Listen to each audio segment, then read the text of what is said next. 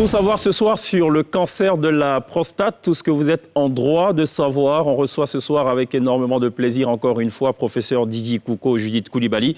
Elle est la directrice générale du Centre d'oncologie et de radiothérapie Alassane Ouattara. Elle nous a distillé énormément d'informations. C'était à la faveur de la journée mondiale du cancer du sein. Et ce soir, il vient nous parler du cancer de la prostate, un sujet qui concerne forcément, non pas que les hommes, je pense. Les femmes sont peut-être pas touchées par ce mal, mais elles ont certainement un besoin d'informations. Dans ce sens, on en parle volontiers pour ce qui est des deux premiers tableaux de cette émission. Pour le troisième tableau, on sera rejoint par l'une des plus grandes fiertés, finalement, de la danse contemporaine made in Côte d'Ivoire et même au-delà. La danse africaine, c'est Georges Monboy, qui viendra justement nous révéler les secrets de son initiation. Ça, vous ne le saviez peut-être pas, mais on va parler justement des origines de son amour pour la danse, mais aussi pour la spiritualité. Danse, spiritualité, ça peut être d'ailleurs le terme d'une dissertation. Enfin, vous allez comprendre pourquoi on en parle. La loupe de Pierre qui revient ce soir sur donc, le RHDP, la presse étrangère. Il essaiera certainement donc, de jeter un regard encore une fois objectif. C'est mercredi, donc mercredi, l'INSEE elle fait son cinéma et s'intéresse ce soir au cinéma Made in Naija. Et puis pour couronner en rythme et en saveur, en mélodie, le cirque d'Abidjan et le ballet national nous offriront un spectacle de 7 minutes live sur la scène de la télé d'ici. L'essentiel de ce que vous êtes toujours en droit de savoir ici. Bonsoir. Bienvenue.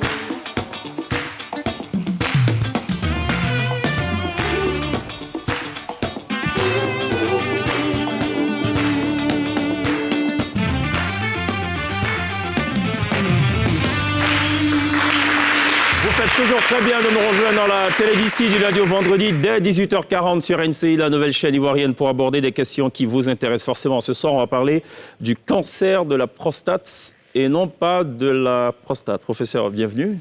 Merci. Il est important de lever l'équivoque. Oui. La prostate, c'est un organe normal. Le cancer de la prostate, c'est la maladie qui s'attaque à la prostate. Exactement. D'accord. Alors, pour m'assurer que j'ai bien révisé mes cours, je sais que la prostate, c'est une glande de l'appareil reproducteur masculin, Oui. dont le rôle est de produire justement la liquide prostatique séminal et tout. Donc, il contribue donc à, en gros, à produire donc le... Enfin... C'est un liquide qui constitue le sperme. C'est cela. Voilà. C'est cela. Et donc, c'est la prostate qui le produit, donc qui rend l'homme homme, en fait. C'est qui rend l'homme homme. Voilà. Et c'est dans la prostate, justement, qui est stocké aussi le sperme. Oui. Et la prostate est mise à contribution au moment de l'éjaculation. Tout à fait. Voilà. Et donc, quand la prostate, elle est malade, il n'y a pas éjaculation ou pas? Il peut y avoir éjaculation, mais des fois, ça peut être douloureux. D'accord. Ou des fois, il peut ne pas y en avoir si c'est les hormones qui stimulent la prostate qui sont éteintes. D'accord. Il peut ne pas y en avoir du tout. D'accord. Est-ce que le cancer de la prostate peut avoir une incidence sur la qualité du sperme ou des spermatozoïdes? Non, mais par contre sur la qualité de la sexualité. D'accord. Bienvenue. Merci beaucoup. Ça va l'INSEE? Très bien, merci. Ça va Pierre? Très bien, merci. D'accord. Avant de commencer cette émission, on a voulu savoir un peu ce que, en gros, la population sait du cancer de la prostate. On va voir un peu le niveau d'éducation en la matière et puis on débriefe juste derrière. Je n'ai pas de notion sur le cancer de la prostate. C'est une sale maladie, vraiment. Tu as des difficultés à uriner, en fait. Voilà. Un cancer qui obstrue l'urètre, c'est ça, non? Le cancer qui atteint la prostate. Et la prostate, c'est les hommes qui ont la prostate. Voilà, et qui empêche d'uriner tout et tout. Mais la plupart du temps, c'est les personnes âgées que ça prend, je crois bien. C'est une maladie qui attaque les hommes. C'est surtout au moment de la vieillesse, pour quelqu'un qui est sorti beaucoup avec, qui a cherché beaucoup de femmes. La prostate, c'est une glande au niveau des hommes qui prend du volume lorsque l'âge avance. Est-ce que le cancer de la prostate empêche d'uriner? Oui, il peut empêcher d'uriner. Oui. Ah, carrément? Oui. quand la prostate est malade, que ce soit le cancer de la prostate ou d'autres maladies de la prostate, on peut avoir des difficultés. Ça commence par des difficultés à uriner. Les personnes se sentent obligées de pousser. Quand ces hommes-là partent uriner, ils sentent qu'ils n'ont pas fini d'uriner, mais il n'y a rien qui vient. Donc, ils se sentent obligés de pousser au début. Et quand ils poussent, ils voient que les urines viennent. Et puis, quand rien n'est fait, que ça grossit trop, à un certain moment, oui, ça bloque complètement les urines. Est-ce que toutes les douleurs dans la région pelvienne doivent être assimilées au cancer de la prostate? Non, non. Les douleurs dans la région pelvienne peuvent être dues au cancer de la prostate, mais pas toujours. Pas toujours. Non seulement dans la prostate, il n'y a pas que le cancer. Il peut y avoir d'autres maladies qui ne sont pas le cancer. Et puis, et les douleurs dans la région pelvienne ne sont pas forcément liées à la prostate. Ça peut être la vessie, ça peut être autre chose. Alors, question basique, comment on sait qu'on souffre du cancer de la prostate sans même avoir consulté un médecin? Non, on ne peut pas. On ne peut pas. Bon, il faut consulter un médecin. On ne peut pas, justement, parce que c'est juste pour rassurer les gens. Quand on a des difficultés à uriner, ce n'est pas obligatoirement le cancer de la prostate. D'accord. Mais parce que ça peut être le cancer de la prostate, il ne faut pas rester à la maison. Il faut aller voir le spécialiste de l'organe génital de l'homme, on l'appelle l'urologue. Il faut aller le voir. S'il n'y a pas d'urologue dans votre région, il faut voir un médecin généraliste. Il va examiner la prostate et il va demander des examens. Et c'est ces examens-là qui pourront dire si c'est un cancer ou pas. Et c'est pour ça que je voudrais saluer votre introduction, parce que beaucoup de gens disent « j'ai la prostate ». Mais en fait, j'ai la prostate, ce n'est pas une maladie. Et donc, les mêmes signes, ça peut être des maladies bénignes qui ne sont pas cancéreuses. Il y a une maladie qu'on appelle l'adénome de la prostate. C'est un peu comme le fibrome chez la femme. D'accord. Ce n'est pas quelque chose de grave. Et puis, il y a aussi le cancer de la prostate ou des infections. Quelqu'un tout à l'heure, avant de passer à l'INSEE, quelqu'un tout à l'heure disait dans l'élément, c'est lié à la vieillesse ou alors on l'a quand on est vieux. C'est vrai? C'est vrai. L'âge est un des facteurs de risque de cancer de la prostate. Au fur et à mesure qu'on avance en âge, il y a plus de risques que des cellules se transforment pour devenir des cellules du cancer, comme on avait expliqué la dernière fois. Mais on a constaté, par contre, dans le monde entier, que le risque est plus élevé, c'est vrai, avec l'âge, mais aussi avec la race.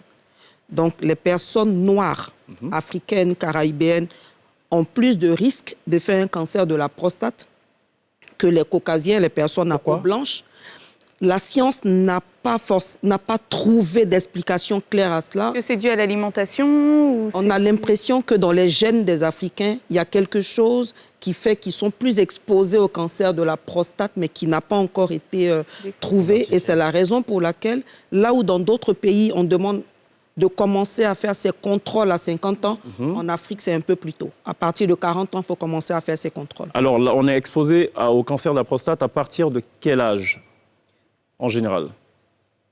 À partir de 50 ans, en général. Mais vu les constats qu'on a faits, on demande aux populations d'origine africaine, les populations noires, on leur demande de faire leur contrôle plus tôt, à partir de 40 ans. D'accord. Tout à l'heure, on parlait justement des symptômes, les problèmes qu'ont les hommes à uriner.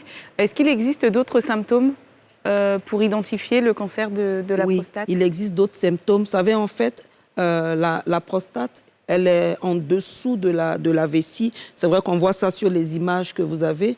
Et le canal qui laisse passer les urines, c'est comme si la prostate vient en anneau, en fait, autour de ce canal-là. Donc, quand elle grossit, elle coince le canal, c'est ce qui entraîne des difficultés. Et des fois, vous avez des personnes qui ont fréquemment envie de faire pipi. Et quand ils s'en vont, c'est des petites quantités. D'accord. Voilà. Ils vont très souvent, mais c'est des petites quantités. Et surtout la nuit, ça oriente plus vers la prostate.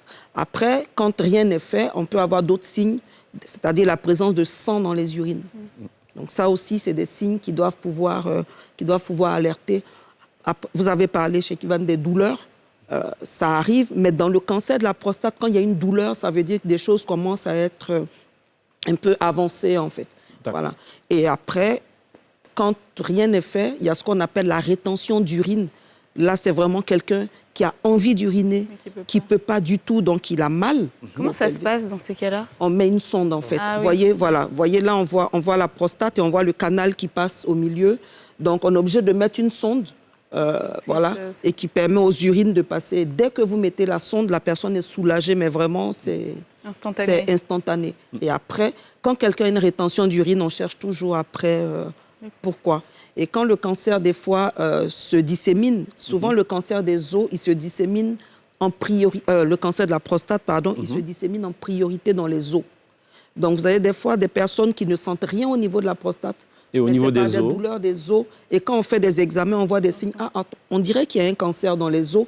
Et on commence à chercher d'où il vient. Et il vient de et dès là, on voit des fois qu'il vient de la prostate. Alors, quelles sont les causes du cancer de la prostate? Il n'y en a pas. Il n'y en a pas? Il n'y en a pas. Quelqu'un, tout à l'heure, dans l'élément, a lié le cancer de la prostate à l'activité sexuelle.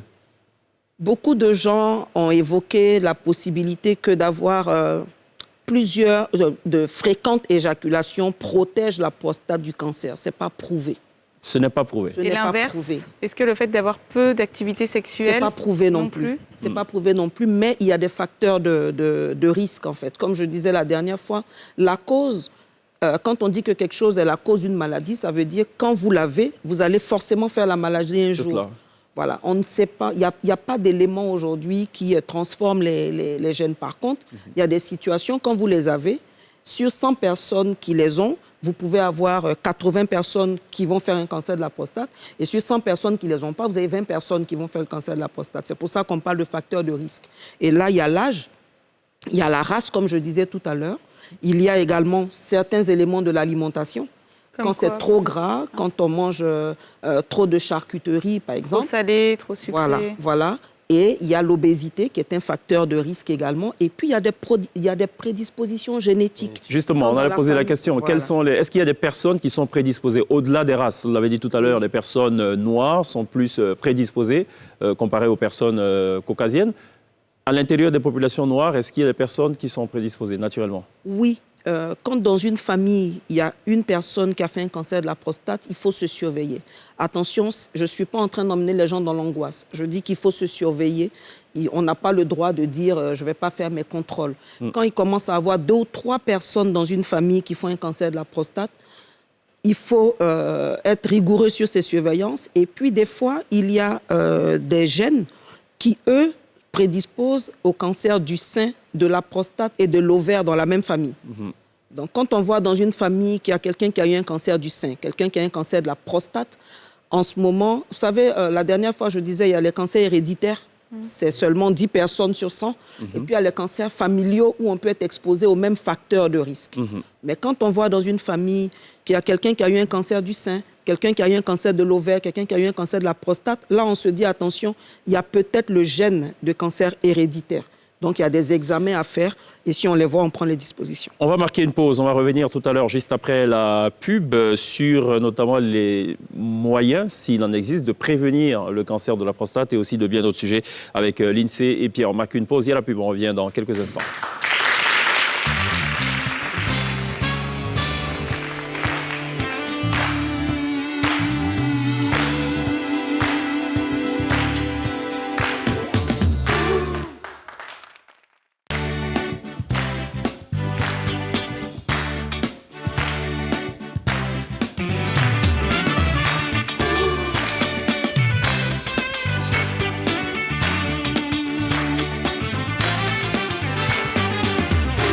Vous faites toujours très bien de nous rejoindre dans la télé d'ici. Nous parlons ce soir, en tout cas pour ce qui est des 2 premiers tableaux du cancer de la prostate, avec professeur Judith Didi Coulibaly. Elle est la directrice du CNRAO, le Centre national d'oncologie et de radiothérapie Alassane Ouattara. Avant que de revenir à elle, juste revenir sur ce qui constitue ici l'actualité majeure. On va parler de Millennium Challenge Corporation, la Côte d'Ivoire, qui réalise des progrès importants dans la satisfaction des indicateurs. On en croit donc le Premier ministre Ahmed Bakayoko est l'ambassadeur des États-Unis en Côte d'Ivoire. Je rappelle donc que le Millennium Challenge Corporation a été signé le 7 novembre 2017. On va écouter justement la déclaration de sortie d'entretien du Premier ministre Ahmed Bakayoko. Voilà, et on revient juste derrière. C'est plus de 500 millions de dollars dans le domaine de l'éducation, avec la construction de 74 à 84 lycées de proximité dans les régions du Béquet et de San Pedro. C'est également des constructions de routes importantes pour la fluidité routière dans le domaine du transport à Abidjan. Et nous avons fait l'évaluation de nos performances cette année. Les indicateurs montrent que nous continuons à progresser. Nous changeons même de catégorie, d'où une demande de faire plus d'efforts pour être au niveau des attentes d'un pays comme la Côte d'Ivoire. Nous sommes très heureux de cette coopération et je voudrais donc saluer le gouvernement américain à travers cet investissement important qui renforce notre coopération bilatérale avec les États-Unis. Voilà, la Côte d'Ivoire donc qui passe du statut d'économie en développement au statut de pays à revenus intermédiaires. C'était donc à l'instant le Premier ministre Ahmed Bakayoko qui s'exprimait au terme donc d'une audience avec l'ambassadeur des États-Unis Richard Bell. Entretien qui a porté donc sur le Millennium Challenge Corporation. On parle d'un peu plus de 300 milliards de francs CFA. Et pour l'ambassadeur américain Richard Bell, la Côte d'Ivoire promue à une catégorie supérieure est en bonne posture pour poursuivre ses progrès en matière de gouvernance et de développement. On l'écoute. En remplissant les critères d'éligibilité, un pays se rend plus attractif aux investisseurs en général, ce qui est très important d'une manière vraiment stratégique pour un pays. Et cette année, la Côte d'Ivoire a été promue à une catégorie supérieure en termes de revenus par habitant du pays. Et donc, la compétition est plus féroce à ce niveau-là. Et donc, je suis très heureux d'entendre de la part des hautes autorités ivoiriennes qu'ils accueillent ce défi de faire mieux, d'être plus performants par rapport à une compétition plus rude. C'est très, très bien. Et je crois que la Côte d'Ivoire est en bonne posture pour poursuivre ces progrès en matière de gouvernance et de développement. À l'instant, l'ambassadeur des États-Unis en Côte d'Ivoire, Richard Bell, faut rappeler encore une fois que l'accord du Millennium Challenge Corporation a été signé le 7 novembre 2017. Il prévoit la construction de plus de 80 collèges de proximité dans les régions du Gbeke et de San Pedro et l'amélioration de la fluidité routière par la réhabilitation des routes à Abidjan, notamment dans la zone portuaire. Voici ce qu'il fallait retenir de l'actu d'ici. On revient donc à un sujet moins glorieux, on peut le dire, moins heureux. Mais bon, le cancer de la prostate, il faut bien qu'on en parle. Est-ce qu'on peut tout de même se prémunir? Oui, il y a des comportements, des attitudes à avoir pour réduire en fait le risque de faire cette maladie. Les attitudes qui sont globales pour tous les cancers, c'est faire régulièrement du sport. Au moins 30 minutes de sport 3 fois par semaine. C'est également de manger beaucoup de fruits et de légumes. Voilà. Pas forcément de devenir végétarien, mais quand on n'a pas cette habitude-là, il faut commencer à intégrer. Et ce qui est particulier, ce qu'on peut dire, ce qu'on peut qualifier de particulier au cancer de la prostate, c'est la consommation de tomates.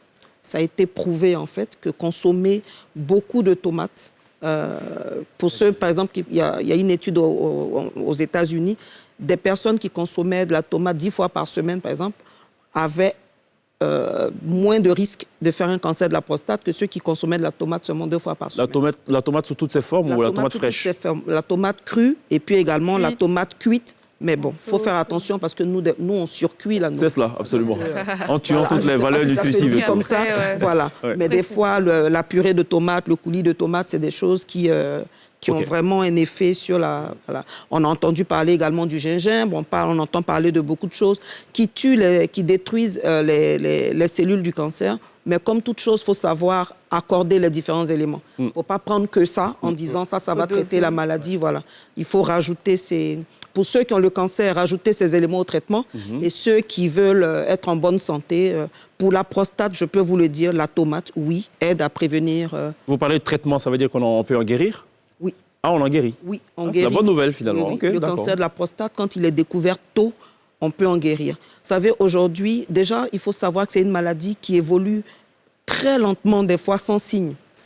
C'est vrai que dans nos contrées, on trouve des gens qui viennent à des stades avancés. Mais le cancer de la prostate évolue des fois très lentement et sans aucun signe.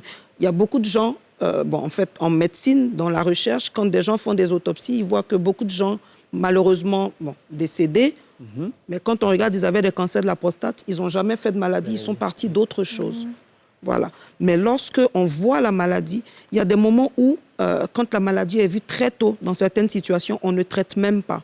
Ça peut paraître étonnant, mais oui, vous allez avoir dans des pays développés où des fois les cancers de la prostate sont découverts très tôt. Mais on très surveille. tôt, ça veut dire quel âge à peu près? Non, pas en termes d'âge, mais au moment où la maladie n'avait aucun signe et on a fait des examens, on a vu, c'est-à-dire au cours d'un dépistage, comme je vous disais, dépistage, c'est venir à l'hôpital alors qu'on ne sent rien. Et on a des critères qui montrent que ça évolue tellement lentement qu'en réalité, ça ne sert à rien de traiter. Parce que, voilà. Mais maintenant, quand on est dans des contextes où la maladie est là, il faut la traiter. On peut la traiter avec la chirurgie, l'opération. On peut la traiter avec la radiothérapie. On peut la traiter avec des traitements, des hormones qui viennent contrecarrer les hormones des hommes. Et toutes ces choses sont disponibles. Et quand c'est vu tôt, je le dis, et ça, c'est une réalité médicale, on peut en guérir. D'accord. Alors justement, le cancer du sein chez la femme est beaucoup mieux appréhendé depuis plusieurs années, beaucoup de sensibilisation. Est-ce que du côté des hommes, c'est la même chose sur la sensibilisation? Est-ce qu'on l'appréhende mieux? Est-ce qu'on en parle? Pas autant que le cancer du sein, je le reconnais. On en parle aux hommes quand ils viennent en consultation. Et le mois de novembre, qu'on appelle novembre bleu, c'est récent en fait en France. C'est quelque chose qui a commencé en Australie en 2003 par des hommes qui avaient décidé de laisser pousser leurs moustaches en fait en novembre, voilà, pour lutter contre les maladies des hommes, en particulier le cancer de la prostate. Et puis ça a pris progressivement dans plusieurs pays et c'est récent en fait dans nos pays. Donc, on a honte d'en parler, vous diriez, chez les hommes? Est-ce qu'on a honte de cette maladie? Oui. On a honte de cette maladie chez les hommes, premièrement parce que ça concerne l'appareil génital, c'est l'intimité de l'homme. Deuxièmement, dans notre culture, on ne parle pas de l'intimité comme ça, surtout les hommes, donc ils n'en parlent pas. Et en plus de ça, ça survient chez les personnes à un certain âge. C'est vrai que je l'ai dit, dans la population noire, il faut commencer à se surveiller jeune, mais ça n'empêche que l'âge est un facteur de risque. Dans notre culture, les papas ont du mal à dire à leurs enfants, même à leurs enfants garçons, même à leurs enfants hommes, qu'ils ont un problème au niveau de leur intimité. Et ça fait, permettez-moi de m'exprimer simplement, ça fait mal parce que pour une maladie qui peut se guérir quand elle est vue tôt, les papas, des fois, ils gardent l'information pour eux et c'est vraiment quand ils ne tiennent plus, quand c'est douloureux et tout ça, qu'ils signalent et des fois, c'est avancé. Est-ce que justement, au centre, vous avez mis en place certaines choses pour le dépistage ce mois-ci? Oui, on envisage effectivement de faire des journées de dépistage pour les hommes et puis leur permettre également d'avoir accès à l'examen de sang qu'on appelle le PSA qui contribue au dépistage du cancer de la prostate. Il y a des façons d'interpréter, voilà. Il faut savoir aussi que cet examen-là dont on parle souvent, quand il est élevé, ce n'est pas forcément le cancer. Il peut être élevé dans d'autres maladies de la prostate. Et quand il est normal, ça ne veut pas dire qu'il n'y a pas de cancer. Donc il faut le faire et puis laisser aux médecins le soin d'interpréter en fonction de ce qu'ils ont trouvé aussi en examinant. Est-ce que l'on connaît les chiffres en Côte d'Ivoire des hommes atteints du cancer de la prostate? Oui, selon les données internationales. Ceux qui vont se faire soigner, hein, parce que comme on l'a dit, c'est encore tabou apparemment pour ça. Voilà. Et les chiffres, les données internationales qui parlent du taux de cancer dans tous les pays. Donc, pour les données de 2018, on notait en Côte d'Ivoire 2485 cas de cancer de la prostate. Est-ce qu'il existe des métiers qui favorisent le cancer de la prostate?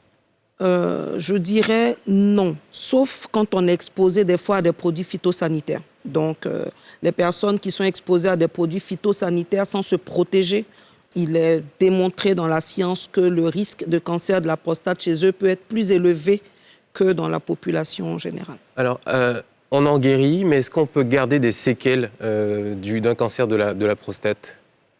Oui, on peut garder des séquelles et les principales séquelles, c'est au niveau de la fonction sexuelle de l'homme.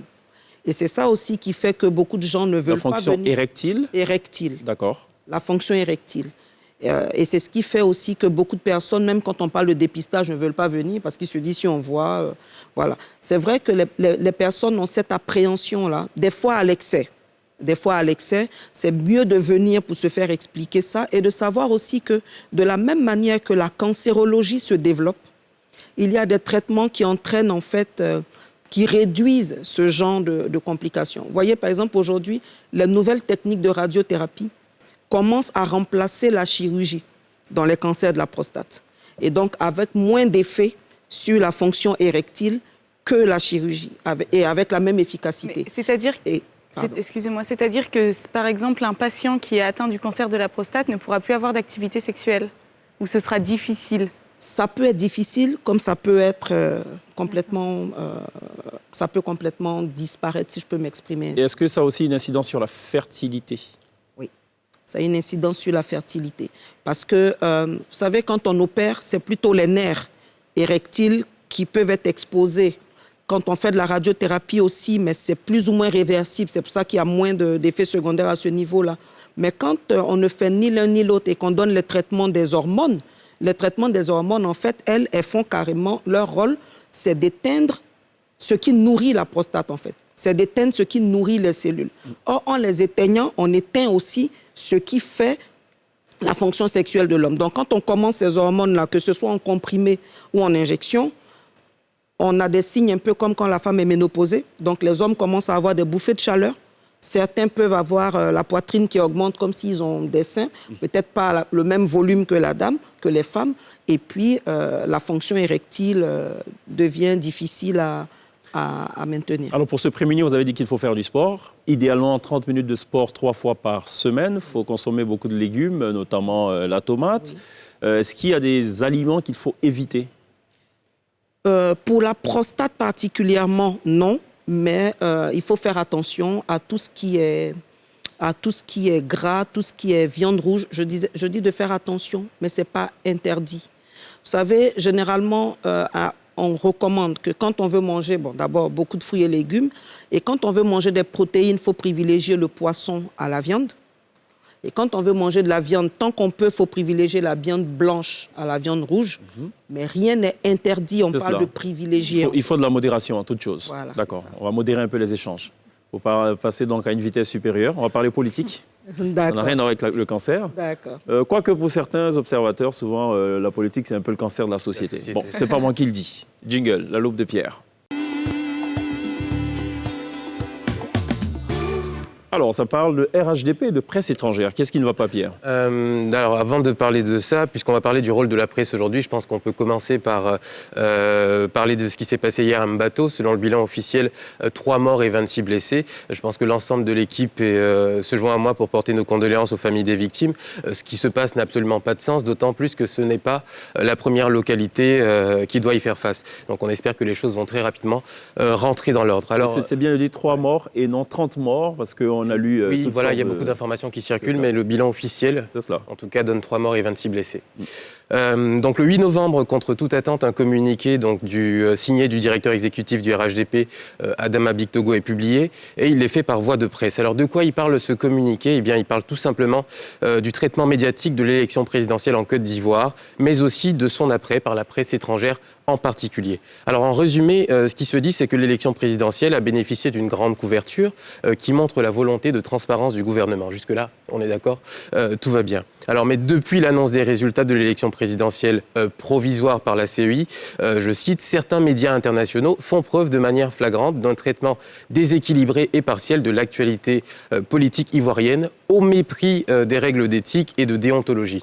Alors, il leur reproche également de servir de relais aux responsables de certains partis politiques qui tiennent des propos séditieux et d'entretenir la confusion sur la situation politique en Côte d'Ivoire. Alors le problème avec ce communiqué, c'est qu'il arrive donc du directeur exécutif du RHDP, qu'il vient de façon publique, sans même passer d'abord par le ministère des médias et de la communication, qui est l'organe qui accrédite la presse étrangère et qui définit les droits et les devoirs de cette presse-là. Alors le risque, comme le rappelle l'association de la presse étrangère en Côte d'Ivoire dans sa réponse, qui elle aussi du coup arrive par communiqué interposé, c'est que le climat sécuritaire pourrait s'aggraver donc pour les journalistes dans l'exercice de leurs fonctions. Parce qu'on les dépeint comme, à la limite, un peu partisans. Donc, dans ce communiqué, la presse étrangère a réaffirmé donc, son attachement à la déontologie du journalisme, à savoir objectivité, impartialité, donc dans le traitement de l'information. Donc, petit cours de journalisme au passage, et ils ont bien sûr appelé au respect de la liberté de la presse par l'ensemble des leaders de partis politiques. Bref, le climat est un peu tendu. D'accord, tendu visiblement aussi sur ce terrain-là. Bon, merci Pierre pour cette loupe. On marque une pause, on sera rejoint dans quelques instants par Georges Monboy, professeur, vous restez avec nous. La danse, ça vous parle ou pas? Oui. Vous dansez aussi ou vous dansiez? Oui, un peu. Au lycée, généralement on dit au lycée ou au collège, c'est ce qu'on dit généralement. Un peu. Majorette ou Non. danseuse étoile? Non, du tout. Oui. Non, rien de tout ça. Bon, Non. c'est pas grave. Il viendra nous donner certainement des cours de danse. Restez avec nous. Dans quelques instants, on sera rejoint par Georges Monboy.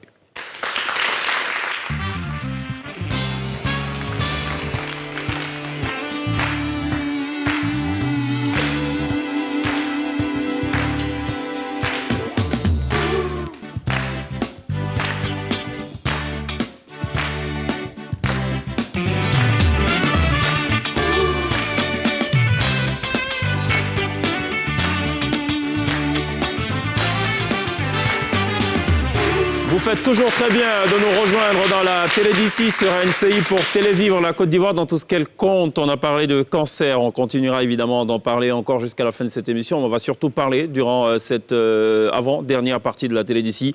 On va parler de danse avec un monsieur qu'on va peut-être présenter juste derrière. On regarde en 1 minute ce qu'il a fait et vous comprendrez pourquoi.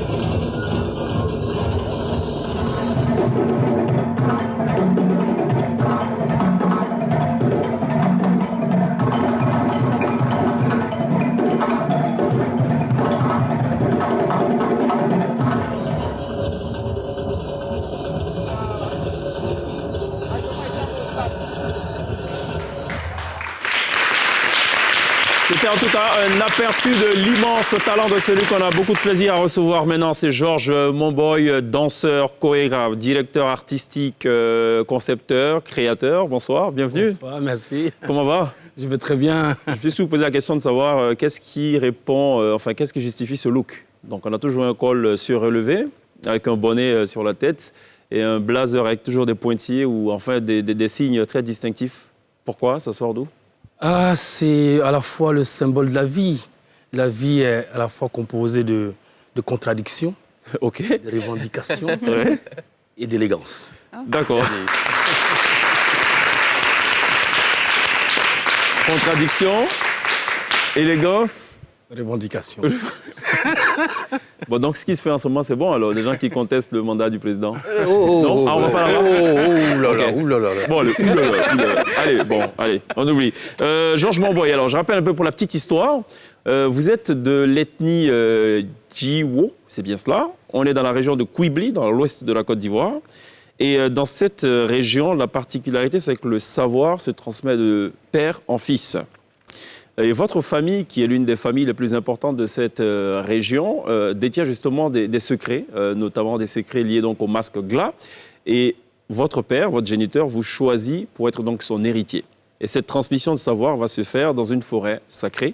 C'est là que vous apprenez l'art de la danse, la spiritualité et une panoplie de choses d'ailleurs qui relèvent, j'imagine, donc du secret. Et c'est de là que tout va partir. Est-ce qu'elle est juste jusque-là?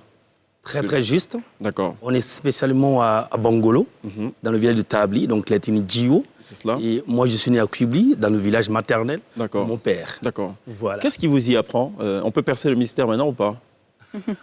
Et vous aviez quel âge, surtout? Vous avez quel âge? Je suis parti d'abord je dirais à l'âge de 5 ans, 6 ans. Ah oui. Déjà, oui. C'est-à-dire que, parce que j'étais pas, on va dire, la bienvenue, parce que j'avais beaucoup de malformations, beaucoup de problèmes de santé physique. Donc, c'était presque un sacrifice. Voilà. Et vous vous retrouvez dans cette forêt sacrée? Qu'est-ce qu'on vous dit là-bas? Ce qui est intéressant dans cette forêt sacrée, sans dévoiler le secret de la forêt sacrée, c'était la découverte de soi-même, la découverte de l'autre, et puis aussi la découverte du risque. Comment, face à ce risque, on peut s'élever, on peut affronter le risque. Donc c'est beaucoup d'apprentissage de la vie, de la méthode de la vie, de comment on peut aussi, parce qu'on n'était pas seul aussi, comment on peut s'associer, comment collaborer en groupe, en duo, en trio, etc. Vous apprenez la musique, la danse, l'art. Fait surprenant, vous apprenez aussi la médecine et la connaissance des plantes. Si. Quel est le lien avec la danse, médecine et plantes? C'est ça qui est intéressant parce que quand on parle corps, on parle de toutes ces particules, on parle de tous ces composants. Donc du coup, la médecine intervient en ce moment-là parce que le corps a besoin tantôt de rester toujours en vie afin de pouvoir poursuivre le chemin de la danse. Donc, quand on parle médecine, c'est la connaissance, la maîtrise de son corps même, d'ailleurs, j'allais dire.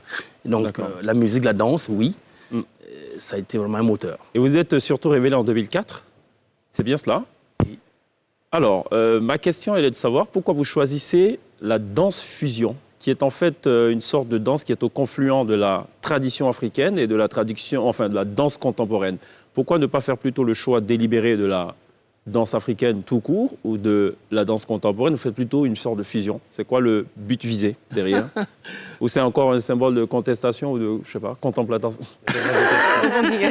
Non, mais le monde est en totale fusion. Vous voyez, même dans notre pays, la Côte d'Ivoire, nous sommes en fusion avec les autres. D'accord. L'Afrique aussi pareil, le monde pareil. Donc la danse traditionnelle est la base. Elle est vraiment la mère. Et donc, on a la possibilité, puisqu'elle a mis des enfants au monde, qui sont partis aux États-Unis, qui sont partis à Cuba, qui sont partis en Europe. Donc, quand ces danses-là, ces enfants reviennent vers la mer, ça donne une espèce de quelque chose qui est un cocktail, quoi. D'accord. Vous parliez justement tout à l'heure, il y a 2 petites secondes, des États-Unis. Vous avez étudié aussi la danse aux États-Unis, à l'école Alvin Ailey. Quelle est la première chose qui vous a frappé en arrivant dans cette grande école mondialement connue? Très intéressant. Quand je suis arrivé à New York, ce qui m'a frappé, c'est qu'on m'a ramené, ce qui est intéressant, à ma racine. Parce qu'eux, ils étaient à la recherche de cette racine africaine. Moi, j'étais à la recherche de ce qu'ils avaient déjà emporté avec eux. Mais ils étaient à la recherche, quand ils me voyaient, ils voulaient que je leur apporte cette originalité, cette racine-là. Et c'est ça qui m'a frappé. Moi, je vais revenir sur un passage beaucoup plus récent, finalement. Vous êtes le directeur du Ballet National. Comment il se mène aujourd'hui, ce ballet? Comment il fonctionne? Bonne question.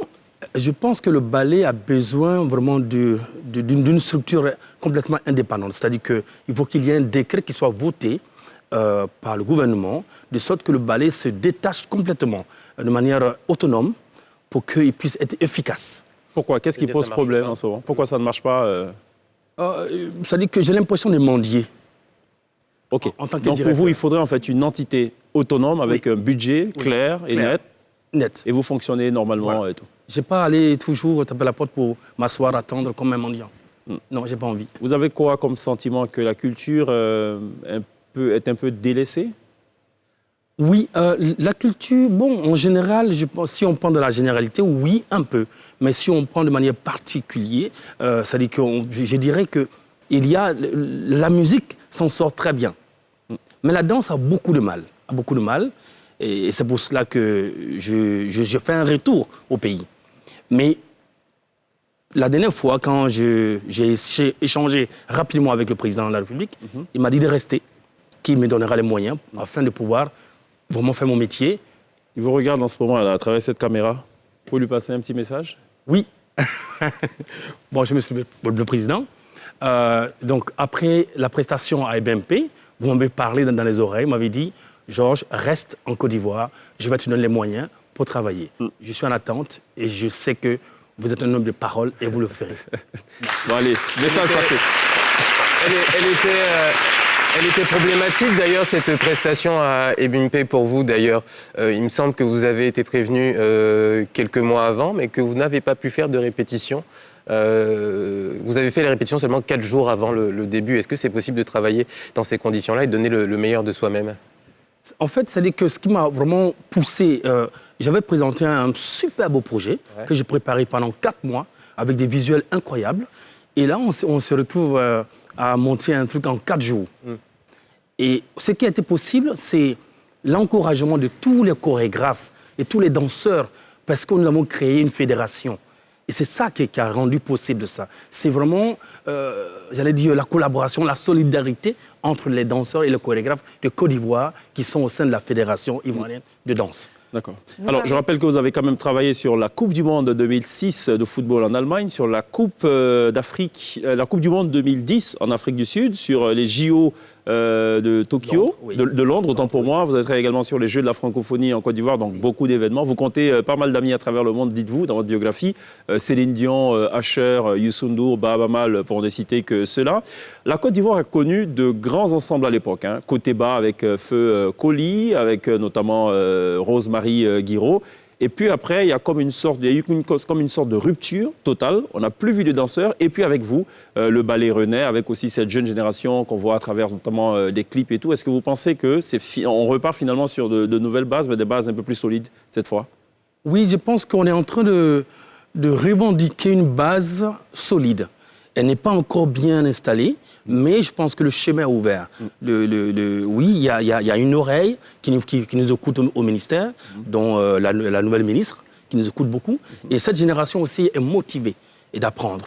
Et c'est pour cela, parce qu'il nous manque un centre de formation chorégraphique en Côte d'Ivoire. C'est pour cela que j'ai décidé moi-même d'ouvrir un centre avec même moyens, et donc qui s'appellera le Centre Momboy Abidjan. Puisque j'en ai déjà un autre. Justement, comment se fait, puisqu'il n'y a pas de centre, comment se fait le recrutement de vos danseurs? Est-ce que vous les voyez? Est-ce qu'il y a un âge, je pense qu'il y a un niveau spécifique de danse à atteindre, mais comment ça se passe le recrutement? Ce qui est intéressant, c'est qu'on doit quand même saluer toutes ces compagnies privées qui sont comme des écoles privées, parce que ce sont eux qui forment ces danseurs-là. Donc chapeau à tous les directeurs de compagnie, vraiment. Donc le recrutement s'est fait au sein de ces compagnies-là. Donc parfois, il y a des danseurs individuels qu'on rencontre sur des événements. Et donc, voilà. Et, en tout cas, la Côte d'Ivoire dispose de très talentueux danseurs. Et quel est le message que vous souhaitez passer à travers la danse? Quel est le message que vous passez? On parle de fusion depuis tout à l'heure, de solidarité. Est-ce que cela a un lien? Je suppose que oui. Oui, vous savez, le corps ne ment pas. Le corps est véridique. Il est laid, il est beau, il est tordu, il est droit, il est élégant. Mais il est ce qu'il est. Et il parle. Il touche tout le monde. Les mots sont des jeux. On peut jouer avec les mots, mais le corps ne peut pas jouer avec le corps parce que quand vous dansez, vous vous mettez à nu devant un public. Et donc le public vous reçoit tel que vous êtes et vous accepte tel que vous êtes. C'est ça qui est génial. C'est la vie. C'est simplement la vie. D'accord. Vous êtes, on l'a dit, danseur, chorégraphe, directeur artistique, créateur, concepteur. Quelle est la différence entre un directeur artistique et un chorégraphe? Un directeur artistique peut ne pas être un chorégraphe. Il a une grande vision des choses. Il a une grande vision de toute la généralité. Il a une vision de la chorégraphie, il a une vision de la musique, des éléments qui vont composer un événement. Un chorégraphe, c'est celui qui va écrire la danse dans un espace neutre. C'est-à-dire qu'un chorégraphe, ce n'est pas forcément la danse. Ça peut être un chorégraphe pour les mannequins, un chorégraphe pour le cirque. Donc quand on parle chorégraphe, et on doit préciser à chaque fois, chorégraphe pour danseur et chorégraphe pour temps. Donc c'est important. Okay. Voilà. Est-ce qu'on peut être un bon chorégraphe sans avoir été danseur? Absolument. Ok. Absolument. Quel est le spectacle dont vous êtes le plus fier aujourd'hui? Waouh. Je dirais le spectacle dont je suis le plus fier parce que ça a apporté beaucoup à mes frères africains. C'est le spectacle du cirque Africa, qui a tourné pendant 10 ans et qui a fait 60 millions de bénéfices aux producteurs, pas à moi. Si vous étiez à vous, ce serait bien. D'euros, hein? Ok. D'euros, ok. Alors, professeur, danse, prévention du cancer, ça va? Oui. C'est du sport, la danse? C'est du sport, oui. Donc, ça rentre dans la prévention, mais ça va plus loin. Ça va plus loin parce que quand je regarde là ce que je vois, je pense aussi danse et comédie musicale, par exemple. Absolument. Et quand je pense danse et comédie musicale, je me dis, mais on veut faire connaître aux gens le cancer de la prostate, par exemple. Certaines personnes ont peur de venir à cause des séquelles au niveau de la fonction sexuelle. Aujourd'hui, ça se gère, ça peut se prévenir, ça peut se traiter. Il y a des spécialistes pour ça, il y a des médicaments. Dans ces comédies musicales, ça peut facilement faire passer le message. N'ayez pas peur, venez vous faire dépister. N'ayez pas peur pour la fonction sexuelle. Même quand ça arrive, on peut. Et en Côte d'Ivoire, vous avez tout pour aujourd'hui traiter un cancer de la prostate. Absolument. Donc le lien, il est fort. Il est fort. Alors Georges Monboy, professeur, nous révélait tout à l'heure qu'elle a dansé à un moment donné de sa vie. Oh là là. Bon, elle s'en souvient plus. Si ça se trouve, elle se souvient même plus des pas de danse et tout. Oh. Quand vous avez en face de vous un élève qui a tout oublié, comment on lui permet de se retrouver, de revivre cette grande épopée ou cette grande époque de danseurs ou de danseuses? Je pense qu'en général, on laisse la personne d'abord s'embarquer avec le rythme. Et il faut que la personne se retrouve elle-même dans le rythme. Et puis petit à petit, maintenant, on va aller vers la personne. Mais si d'emblée, on y va comme ça, c'est pas... Donc, professeur, il y a encore de l'espoir. Merci beaucoup. Voilà, ok. Merci beaucoup. On va parler un peu cinéma, assez brièvement avec Lindsay, qui fait son cinéma tous les mercredis. Voilà, en gros, c'est une comédie aussi. Quelque part, elle fait son cinéma. Voilà, jingle.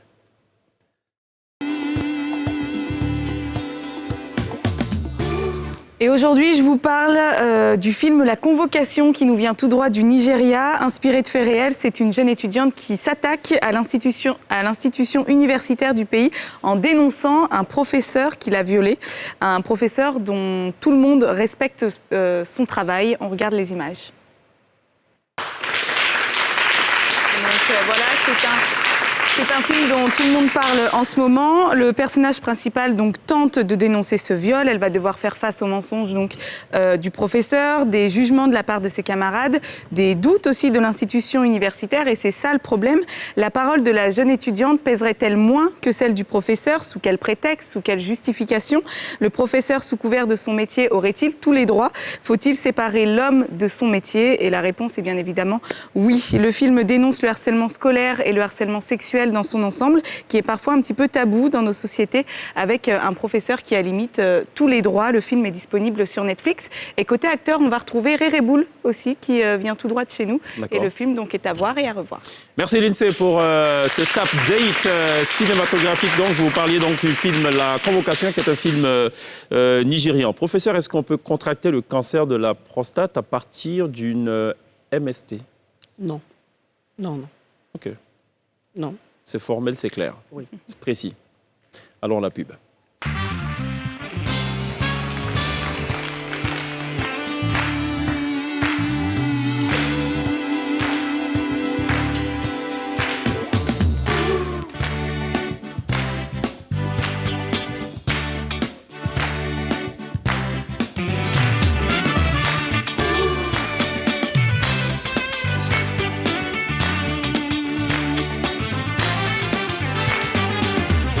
Vous faites toujours très bien de nous rejoindre pour le dernier virage de cette télé d'ici consacrée conjointement au cancer de la prostate et à Georges Monboy, véritable ambassadeur de la culture ivoirienne. Georges Monboy qui parlait d'ailleurs dans sa biographie de transmission de pouvoir dans la forêt sacrée. De quel pouvoir parle-t-on? Le pouvoir, c'est comment s'armer pour la vie. Parce que la vie est faite de beaucoup d'embuscades. Donc du coup, le pouvoir de pouvoir... maîtriser et reconnaître aussi le pouvoir de l'autre. Ah, okay. C'est important. D'accord. Alors tout à l'heure, on va voir une fresque, c'est bien cela? Oui. De quoi sera-t-il question? Qu'est-ce qui a été prévu? Nous parle de la table. En ces temps difficiles en Côte d'Ivoire, nous parlons de la table, que la table est libre à la discussion, à la rencontre, au partage. D'accord. Mettons-nous autour de la table. D'accord. Donc, c'est à voir dans quelques instants seulement live sur la scène de la télé d'ici, un instant évidemment privilégié. Un cadeau donc que nous offre Georges Monboy ce soir dans la télé d'ici. Alors, c'est quoi le projet sur lequel vous travaillez en ce moment? En ce moment, je travaille sur, on va dire, 3 projets. Mais le projet qui me tient le plus à cœur, c'est la création du Centre Monboy. Et parce que la transmission, ce que je connais, j'allais dire, pour transmettre à mes frères et sœurs en Côte d'Ivoire et en Afrique. Donc un centre de pratique, de diffusion, de production, de création artistique et culturel. D'accord, très bien. Professeur Didier Coucou, le centre que vous dirigez, j'imagine, est aux couleurs de Novembre Bleu, consacré donc au cancer de la prostate. Qu'est-ce qui est prévu d'être fait ou qu'est-ce qui est fait? Il est prévu donc déjà de faciliter l'accès aux consultations pour les personnes qui ont des problèmes au niveau de la prostate et faciliter également l'accès au dosage du PSA dont je vous parlais. Essentiellement ça. Et puis. Et la bonne nouvelle, c'est qu'aujourd'hui, on n'a pas besoin de se faire opérer pour. Oui, pas toujours. Aujourd'hui, voilà, le cancer du sein, c'est le premier cancer de l'homme. Et quand il est découvert... De la prostate? De la prostate, pardon. Pardon. C'est vrai qu'il y a le cancer du sein chez l'homme, mais bon, ce n'est pas le premier chez l'homme. Voilà, merci beaucoup. Le cancer de la prostate, c'est le premier cancer de l'homme en Côte d'Ivoire. On peut en guérir quand c'est découvert tôt. Et également, on peut en guérir aujourd'hui sans être obligé de passer par la chirurgie. D'accord. La radiothérapie a des équivalences dans certains moments et cette radiothérapie, elle est disponible à Abidjan. Oui, on peut entièrement traiter le cancer de la prostate à Abidjan et en guérir. Parfait. Le choix de la couleur de votre jolie tenue, est-ce prémédité ou... Merci beaucoup pour le compliment. Oui, le bleu, parce qu'on est en novembre bleu, effectivement. Okay. Merci beaucoup. C'est bien la preuve que quand on reçoit nos invités, qui sont peut-être d'horizons divers, il y a toujours un lien. Georges Monboy, avec son col donc surélevé, qui nous a expliqué donc qu'il y a de la contestation, il y a de l'art, il y a de la contemplation, enfin, il y a beaucoup de choses en Sion. Et un professeur qui choisit donc astucieusement le bleu. Et vous aussi d'ailleurs. Ouais, mais je ne l'ai pas fait exprès. C'est une coïncidence. D'accord. Professeur, merci d'être passé. C'est moi qui vous remercie. Georges Monboy, merci d'être passé. J'avais une question. Allez-y. Donnez la place à la danse. Vous donnez la place aux comédiens, aux humoristes. Ils ont 3 minutes à chaque télévision. Mais la danse, quand est-ce? Ah, mais si, on a de la place pour la danse dans la télé d'ici. On a d'ailleurs consacré une thématique à la danse. Magnifique. On a reçu plusieurs danseurs, notamment une jeune compagnie d'Abobo qui est passée à 3 reprises. On accorde même la place d'ailleurs à des arts du spectacle et tout. En gros, oui, la télé d'ici, c'est justement cela. Super. C'est le parfait essuie-glace pour toucher tous les domaines. Magnifique. Merci d'être passé, Georges Monboy. Merci à l'INSEE, merci à Pierre. On n'oubliera pas évidemment de remercier l'ensemble artistique Mam Arts qui nous aura accompagnés tout au long de cette émission.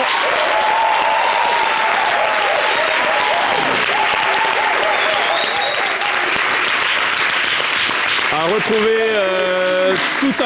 retrouver tout à l'heure sur NCI, juste après NCI News et la météo, donc NCI Reportage, et juste après donc Battleground, épisode 37 à 40.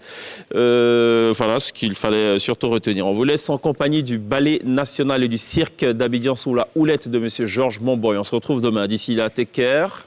À demain.